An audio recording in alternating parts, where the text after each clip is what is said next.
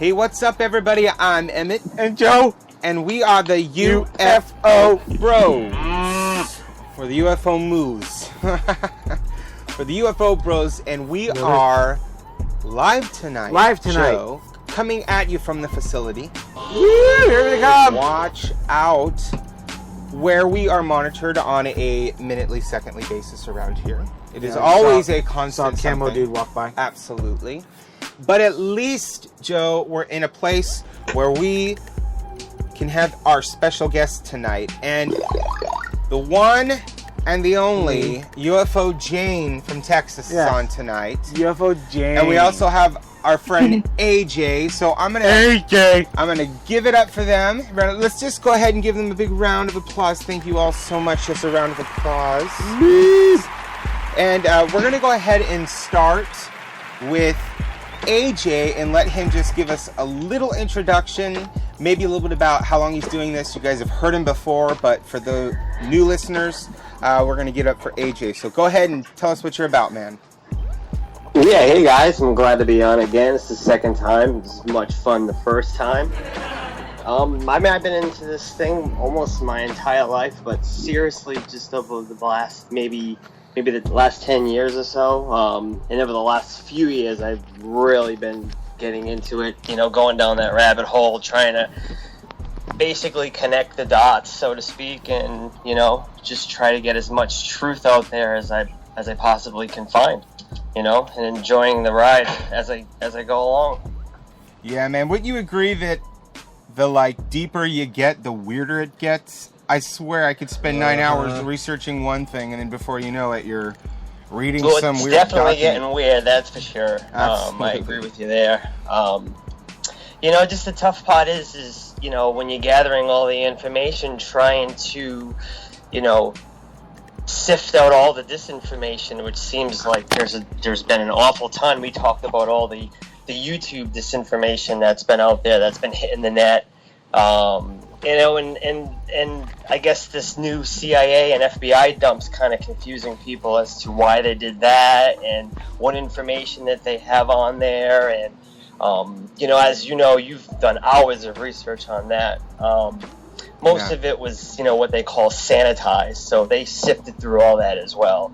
Yeah. But yeah, it's sanitized been getting a for little weird. And thank you, and I hope we can have time to cover that. Thank the aliens we have a 45-minute allowance time, Joe. Yes. But for the main event, our guest of honor, the fabulous UFOjanet, we're going to give Jane. Sorry, I did it again. We're going to talk. You know what? We're going to talk. We're giving her a round of applause right now because she's a special guest. So I failed again, Joe. Yep. You are one pathetic loser. It's completely okay. UFO Jane or UFO Janet, as Emmett accidentally, and you're not the first person, by the way, to do that. I wish I could just go get UFO Jane on Instagram or go back in time, get in a UFO, go back in time, way back in time before I chose that name and grab that handle on Instagram, but I can't. Also, I'm Jane Kyle too, and so I've always been, interested in weird things, I guess, but I would say, in the 2000s and, pretty much around when I met my husband in 2007, I started getting really into it because of him, and I was studying journalism at the time and ended up with the degree, and so, what better way to put, all the things I learned in journalism school to good use, and with the World Wide Web, right at our fingertips, it's pretty easy to investigate UFOs these days. So I got hooked, and I started TexasUFOs.com in 2012, and I just updated every single day. So there's UFO sightings happening constantly. So I'm pretty busy.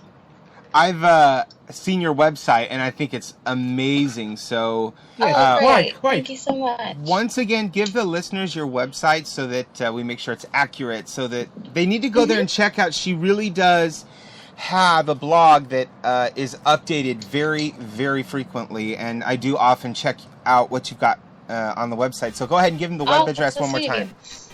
Thanks. Yeah, it's TexasUFOs.com. So, so like Emmett said, I update it every day, and I document, Texas sightings. I have a huge focus there, but also worldwide sightings and just news and things, just related to disclosure and even paranormal, not just strictly UFOs, because it's all kind of colliding together.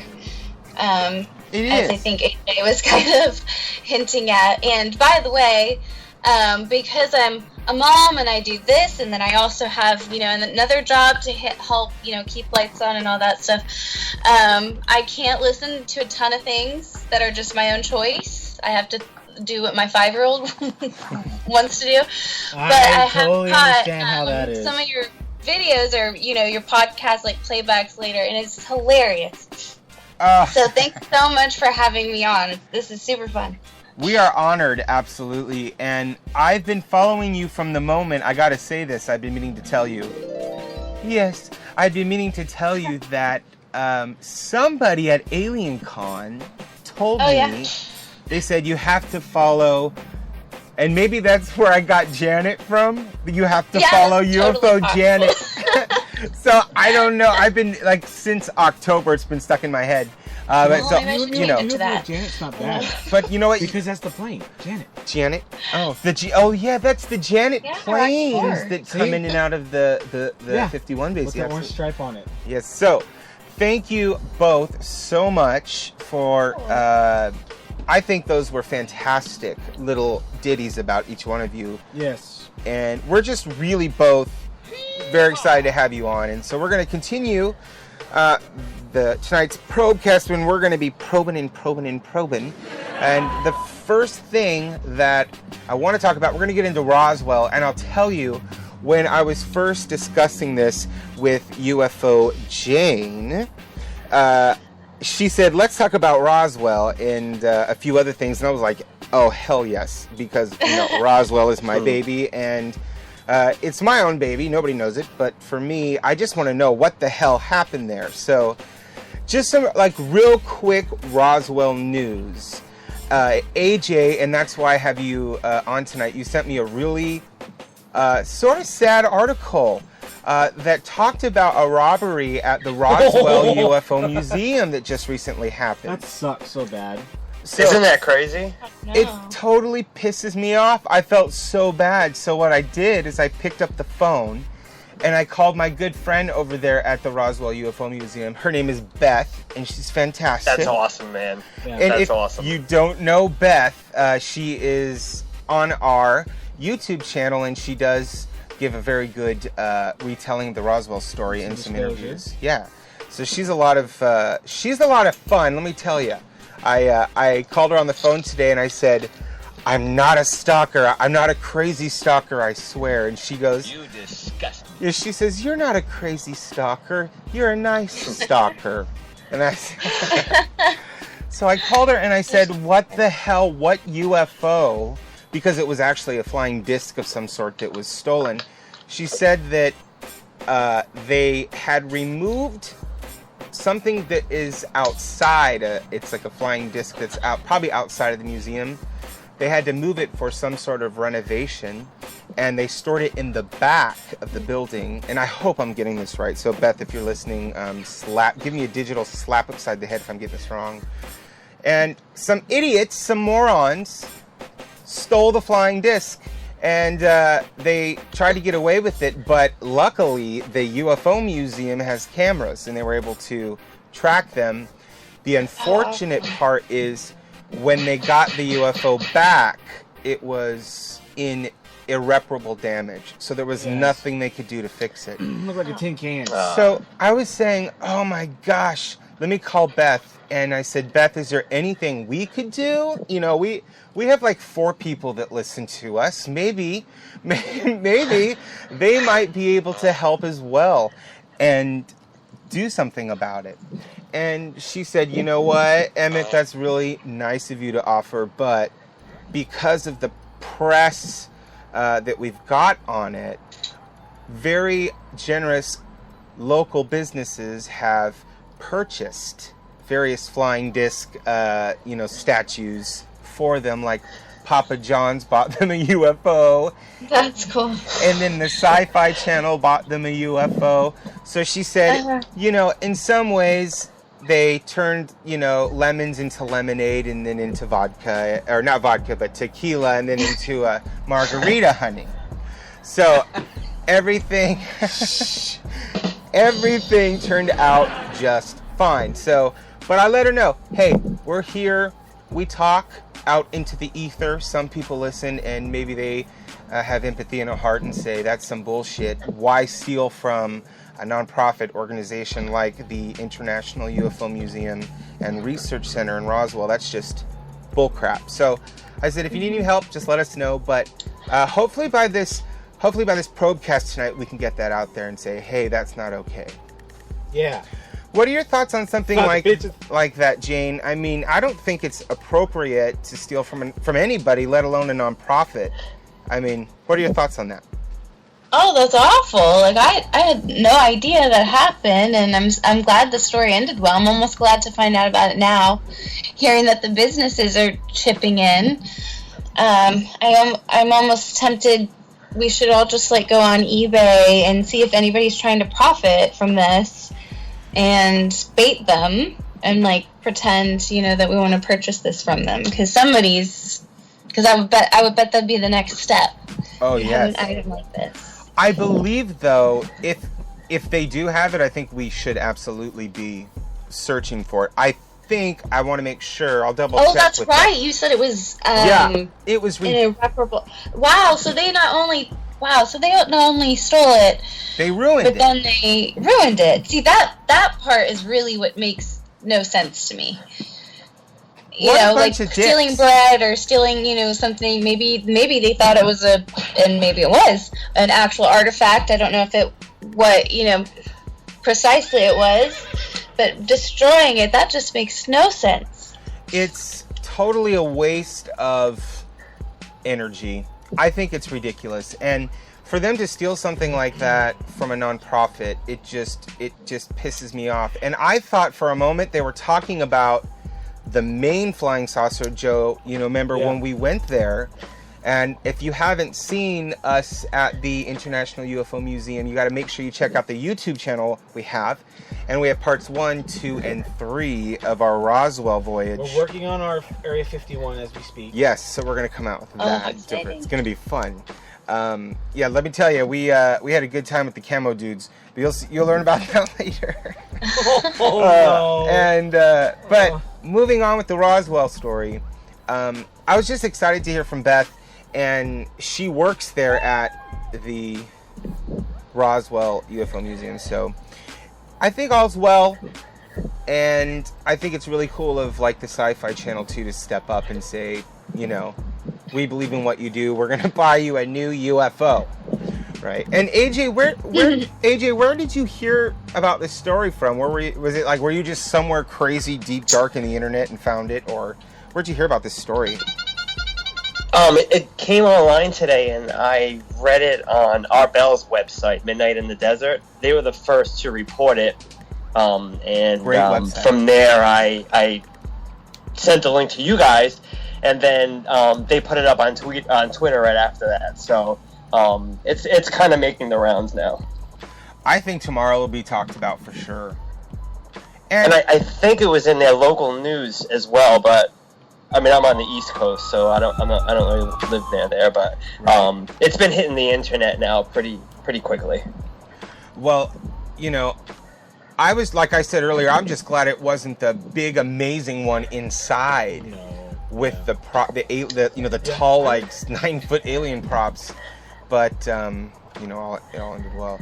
Yeah, thank you for sharing that, and I do appreciate, and I know Joe does too, getting any and all news related. This is a great news item that we could share out there, and I think people should be aware. I sent the link to you guys immediately when I saw it. And I know the minute I saw it, I clicked on it, and I was like, I'm calling Beth, and I'm going to see what the hell's going on. And she did confirm that did happen, and that, like we said earlier, good things came from it. So, and I just want to take a moment now to just shift topics. We're still going to talk about Roswell, but we're not going to talk about UFO Museum. We're actually going to talk about the potential of the Roswell mystery being solved.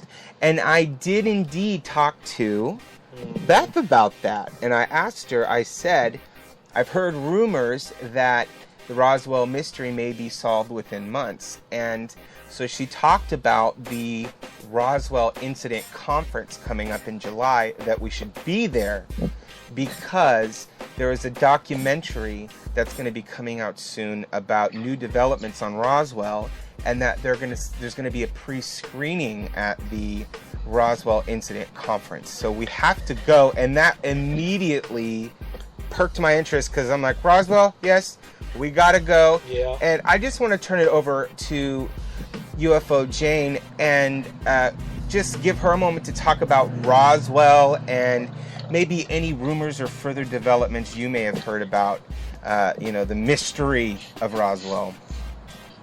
Yeah, sure. And that sounds fun that there's a documentary. I guess maybe they're premiering it. Did you say? Yes. At the festival? That sounds awesome. I wish I could go to that. You guys will have to go and cover it and see what comes out of that. Heck yeah, we're going to try. We're going to do our best. Yeah. So yeah, like you, I went to Alien Con, just, way long ago, back in 2016. Last year. And that is the history, you guys might describe it better than me, History Channel / Cosmic Con, basically just an alien festival, but the first of its kind, and it was huge and awesome, and there was this awesome Roswell panel, and I don't know if you were able to catch it as well. We were there. I don't think we were far from each other. We were in that, we have some pictures, we haven't shared them, but we were all the way to the very right front row. Yeah, and I know they had two different ones, so we caught the very first panel. Yeah, we did as well. And, so we're in there with you. We were in there with you. We just didn't cool, know it. Sweet. Yeah, I know I did ask a question, so I probably gave you might have heard me ask a question. You might have heard me ask a question, which I ended up being able to put a story on the site just from that panel. Yes. I don't know how many details you recall. I had to scribble so many notes because there were just little things that was said, and essentially, so that panel, it was the grandchildren of General Jesse Marcel, who I believe is the guy that's holding that foil in that famous foil-like material in that famous photo. Do you guys know if that's correct? That is correct. He's in General Ramey's office, holding up what is obviously weather balloon material. Yep, yeah, that's correct. Yeah, weather balloon. And so there were some really interesting things that they were now newly revealing about the crash debris that their grandfather had handled. And I just thought it was, some of this we've heard before, but to hear it again is interesting. It's more validation. And then also it reminded me of the Rendlesham UFO incident and just other cases, I've investigated over the years. Namely that they saw hieroglyphics on the crash debris. Mm-hmm. So a hieroglyphic, Egyptian-like symbols. And, in addition to the material being so lightweight that it seems like it would almost float. Yes. If you dropped it from a really far distance. They couldn't damage it, they couldn't alter it, but it did have a memory. So, they could, bend it and then it would go back to its original shape. And they also discovered a mysterious black box at the site. They didn't go into a lot of detail. I was there for that. Yeah? I was there for that, and were you as mystified as I was? Yeah. I was like, but no, go ahead, continue. I just wanted to say I thought that was weird too, but go ahead and continue. Yeah, no, I wanted to know more, but there was only, so much time, and I think they're still exploring too, because even though they're grandchildren, the people that were, that were front and center of these events, first of all, they still weren't told everything, so they're still having to connect the dots too over time. And, secondly, they would want to protect their loved ones and not necessarily give them all the information. Absolutely. So just because these are, family members, these weren't, the actual people that handled the Roswell debris. So I think there's still some mystery for them, too. But I thought that alone was just totally amazing. And then when you compare that to sort of the background of UFO disclosure, where, you have UFO researchers like Linda Moulton Howe and now, rocker Tom DeLonge. Yep. But then you also have Corey Good and David Wilcock. Right. And they're all saying that some kind of disclosure is going to happen, and it's hard to believe that incidents like Roswell, right, and more evidence coming out wouldn't be a part of that. I am with you on those thoughts, and I think I want to take a second and go back a little bit when you were talking about the debris. Even when you look, I've heard that story 1,000 times, but even when you tell it to me, I still get goosebumps thinking about it. Like, this is surreal. I don't mean to be too emotional about it, but to think that there, that there was a material trying to find stuff on the internet, trying to see if you can find something like it. I know. You spent about 4 days trying, and you found something kind of like it. And if for anybody listening now, any of our followers, if you didn't get a chance to, well, these are other people that may be listening via our iTunes podcast, etc. Joe. So just zip it. Just zip it, Joe. Zip it, Joe. I have a suckle in my zipper. I do not. Hey, you guys could.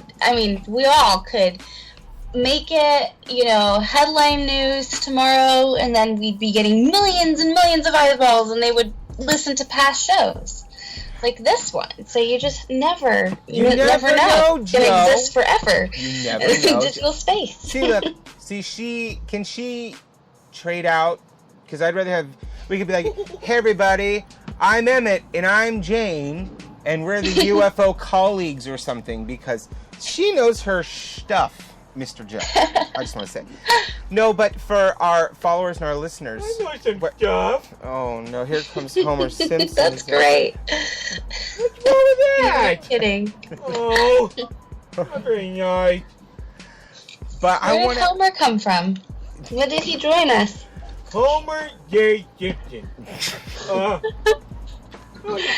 gotta be one of those things you click on a TV screen. That's him. That's him. You know what? Really? That's so That's good. Joe. That's him. Yeah. You know what you're both really missing out on, and I gotta film. It's the face he makes when he does it. He looks just like frickin' Homer when he does it. You're gonna get that on Instagram, the Homer face. Yeah, you have to. Yeah, you have to make videos so people know it's real, too. Oh, yeah, I can actually do that. We're gonna do that. Absolutely. I just real quick, going back to the metal and the material, like UFOJane was talking about, and also, I spent a lot of time with AJ. I think I took his whole day going, look at this video. What do you think of this? Because I was trying to figure out what kind of material at the time could have possibly been involved in this crash, if it was indeed Project Mogul, or indeed was some kind of, at the time, advanced balloon that they led into the atmosphere. And so I did all this research, and I was thinking, it was funny. I found a random video of a girl, listen, and hold on, pause, of a girl unwrapping a chocolate bar out of a metallic-like wrapper. Yeah, he showed me that. Hold on, but I'm not talking to you, stupid. I'm talking to the whole world. So shut up for a second. All right, man. So she opens this metallic-like foil, and she closes it. And then when she opens it, it pops back open, and she goes, Roswell. And then she closes it again, pops it open, she goes, Roswell. And I was like, that's funny, but also, that's a good point. That was super thin. It wasn't actually aluminum. It was mylar, of course. So that got me looking into mylar, made me looking into, I think it's nitinol, which is a memory metal, which led me into all of these chat rooms and forums where I found a gentleman who had talked about handling a metal in the 60s that had characteristics very similar to Roswell. And he was a school teacher, and some girl had brought it to his class and presented it to him, and he said he tried to use the pointy end of a protractor to puncture it. It wouldn't puncture. And just like the other eyewitness testimonials, that he would wad it up into a ball, open it, and it would open back up with no creases. And so he too had hit a stumbling point similar to what I had crossed, which was I was able to find material similar to those characteristics, but the fold and the crease is the thing throwing it all off, because mylar creases, and also the nitinol memory metal has got to be heat activated in order to find its original form. So those two things alone basically throw almost anything we can find on earthly origin off track. And if you want to know what a mylar is, you can get actually a emergency blanket, which is a mylar blanket. It's the same thing. It looks like tinfoil all folded up into a tiny little rectangle. So emergency blanket is a mylar blanket. Yeah. What I was trying to say with you is that you were talking about the balloon. So it was a weather balloon. Yes, Project Mogul. Project Mogul. Let me ask you a question. When, I don't know if you know, I don't know either. When was the first launch to the moon? That was what year? JFK was in this. Was that in this? I bet. 60s? I wonder if. Okay. I don't know if it was in the 60s or 50s. I think it's the late 50s. Does any of our guests know? I'm not Googling at the moment. What was the question? The first moon landing was in the 50s or 60s? I can't remember. 1960. 69. There we go. Thank you guys. Thank you. See? Okay. See, can I call in a lifeline? I called in a lifeline. I should know that. I feel like I should know that too, right? Now we all know. But did you know that inside the capsule, that the first one that went to the moon, that came back, when it came to the atmosphere, that capsule, the Odyssey, I think it was, inside, in between them, is a material which is like foil, it's a heat barrier. Mm-hmm. That's the same stuff I was thinking, it was like, well, if there was a weather balloon, they're testing that material in the atmosphere to see what it would do. So maybe they added to the space shuttle launch or the Odyssey. I will say we're bro zoning and we think alike, and Jesus so Christ. I looked back in that time era. Jesus Christ! I looked back in that time era to see when the hell mylar was invented. Okay, and DuPont actually trademarked it in the early 50s. But Roswell was in 47, but I'm thinking that's close enough to potentially have had some sort of deal with the project leaders of Mogul or the military or whoever sponsored that project. I think that's a potential, maybe a different form of mylar or something similar. And I'm going to turn it over to AJ for a moment, because, him and I, we spent a lot of time talking about this, and I'd like to get his take on what he thinks maybe people were finding, that this strange, weird metals and sorts of things. So, AJ, what are your thoughts on this? Well, when we discussed before, there's probably was two crashes in Roswell. The debris crash, where possibly two crafts collided, where there was just devastation. And then possibly the third crash, which, was kind of a, more of a crash landing, where, if there was alien, those are the ones that, one survived. So I think the debris field had all that crazy metal and alloy and whatnot. But I still don't know, because a lot of the information over time got watered down, so it's tough to say, and there's no evidence. There's no physical evidence unless there's evidence that it's kept from us, so it's tough to say what metals they found. But we hear a lot of the technology that they got from the crash, and I think that possibly like you said, some of that metal they could have got from the crash. Like DuPont, you said in the 50s they created that. Is that what you just said? You know what? That does not. Because I guess that's possible that actually, it came AJ, from that. It was less that it was created. I don't think it. I'll have to double check just to answer your question. I believe that it was maybe created is a bad word. Trademarked. Patented. Yeah, that would be the word. I think 50s. it could have probably been. And I was trying to figure out when it was created, but all I could find was when it was, I think, either patented or trademarked. But go ahead and continue.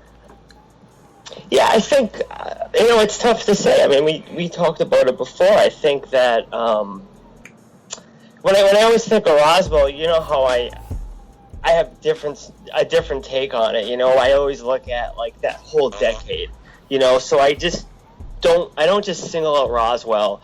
I look at the whole 40s and even into the 50s as, one crazy decade, and so much happened in that, that stretch, going from World War II to the crazy technology that the Nazis had. That's very well documented. And they were experimenting with all crazy sorts of craft that looks a lot like, those classic UFO saucer shapes with the top hat, they had the Nazi bell, and that was probably the first creation of where they would get the power for the crafts. I think that's where they developed their anti-gravity. So, I've talked about this before. So yes. I always go back and forth with the Roswell crash. Do I think it was, possibly Greys or EBEs? I'd probably lean a little bit more towards that. But I don't know. Like, every time I dive into it and I just take that whole decade and I do like a timeline of all these events that happen, it's very difficult for me to rule out that it could have possibly been, Nazi crafts. And I always feel like I might offend people when I say that, but I don't think we can rule that out, because again, if you look at the whole decade, and this is what we kind of talked about before, and you do a full timeline of all the events that took place, you get some whistleblower testimony, you do, you go down a rabbit hole, and I don't know, I mean, I could go either way.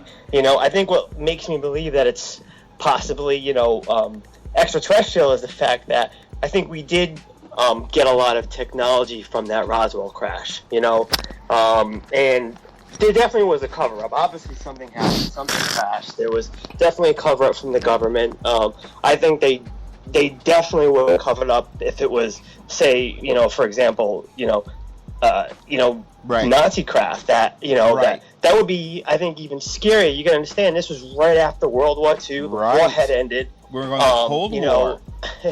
And the fear of it was still a fear of getting bombed by the enemy in this country, and I think it would have been just as scary. I think that's the closest at that time in 1947, the 50s. Right.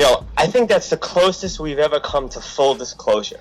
I think if that was the case and it was aliens, I think they were almost ready to disclose it at that time, but I think they just realized, and then especially when Eisenhower took over in office, I think they realized that as a society we just couldn't handle the complete truth. AJ, so I'm going to stop you there. And I think that's the closest we've ever come. I'm going to stop you there because I agree with you 100%, and I think that it was hard and difficult for us to accept the fact that maybe we did indeed have extraterrestrial visitors, and that indeed we were being visited by extraterrestrial craft.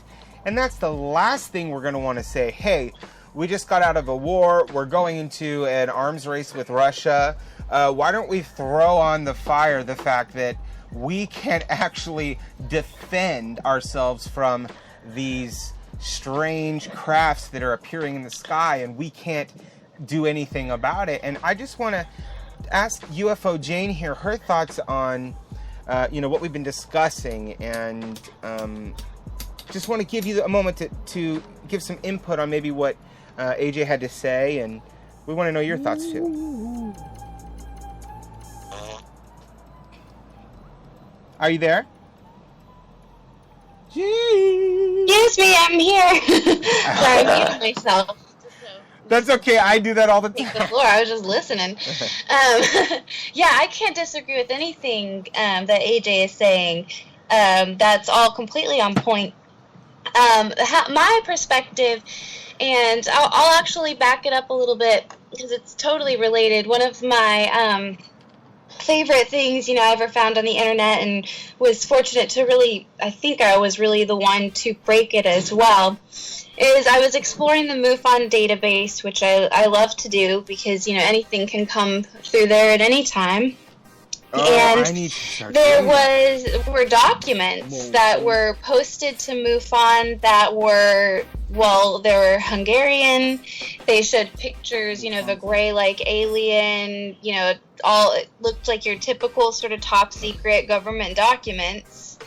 And I was able to find a foreign site with the translation of it, and it was pretty much, very familiar story, like Roswell, with, alien bodies recovered from an alien crash, appearing to, sorry, can you hear me? Yep, we can hear you just fine. Yep, and appearing to be telepathic, maybe, And so it was very, very eerily familiar. And I've read a few other documents as well. It's arguable whether they're true government documents or not. You can't find these ones necessarily with the latest leaks on CIA.gov or FBI.gov. Right. But you can find other documents there. And so when you look at them all together, when you get used to looking at these documents, you kind of get a feel for what seems more authentic, and those Hungarian documents felt very authentic to me, and I was able to actually confirm that along with those, supposedly top secret government documents, and there were many of them, so this would have been an elaborate hoax, there was indeed an actual crash on that date, and I was able to track down the pilot that crashed and everything. So it was a true event, on record, separate from these leaked files that were very quietly and subtly leaked online to MUFON with no real attempt to profit. So, when I look at Roswell, I can't not look at all of that background.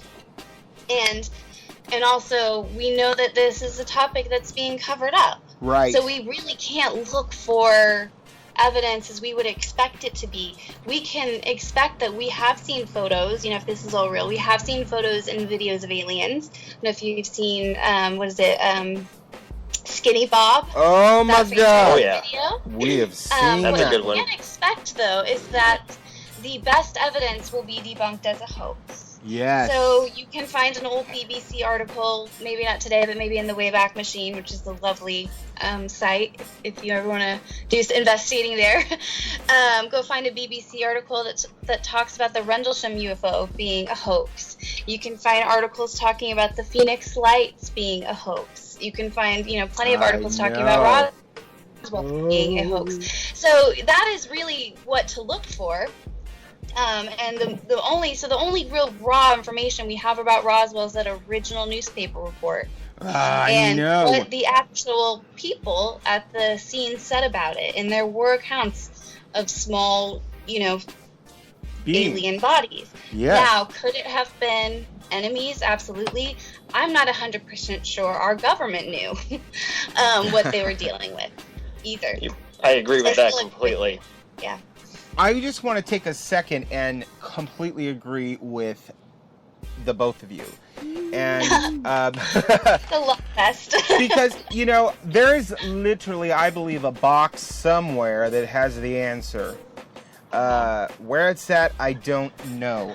When we were at the Roswell UFO Museum and Research Center, we understood that a local college associated with a local bank somewhere had a safe deposit box full of said Roswell debris. And I know that the Roswell paper, in association with some of, the most well-known ufologists, those such as Nick Pope, who was from the British Ministry of Defense. Him, that guy, this is my Nick Pope impression. And by the way, UFO Jane, he's the one that debunked the Skinny Bob video, and I was like, no. Yes, he is. I really like him, but he often takes a skeptical take. So I think he's either that's just naturally his personality, or you might want to be careful about what he says about things. I think that should be anyways, It looks completely real to me. What do you think, AJ? Don't you think that I think that even if it's not real, to me that is what they would probably look like.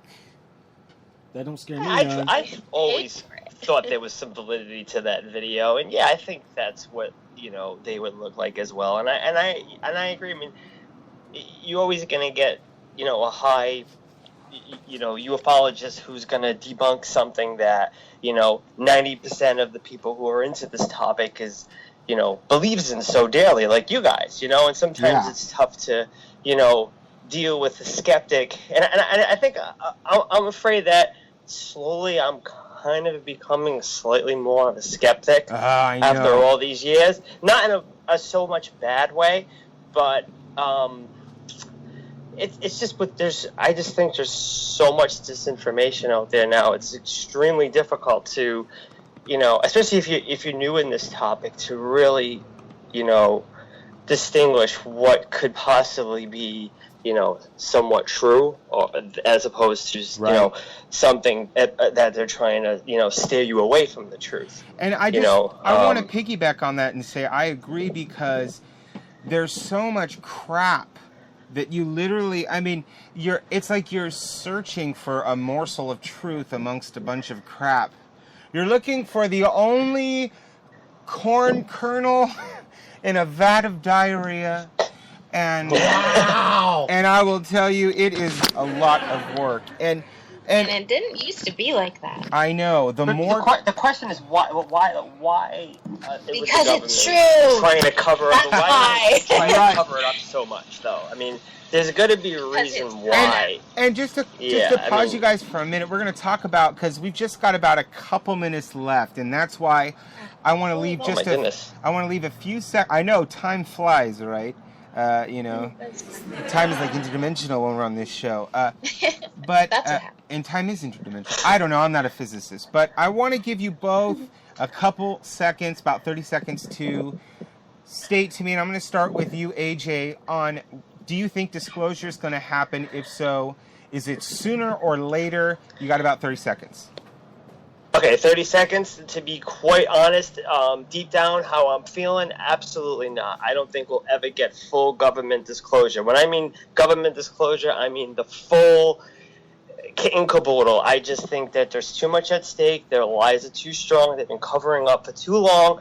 There's money at stake. There's the whole, if they disclose everything, that means we're going to get the free energy, because there's all the anti-gravity and all this other cool technology. And, the oil companies will lose billions of dollars, and that could, tank our economy. Yes. I think the religious aspect would be too strong. I'm more spiritual. I'm not really religious, but I think that for a lot of people, they can't handle that. I think that the state of our society is extremely fragile right now. We can't even get along with each other.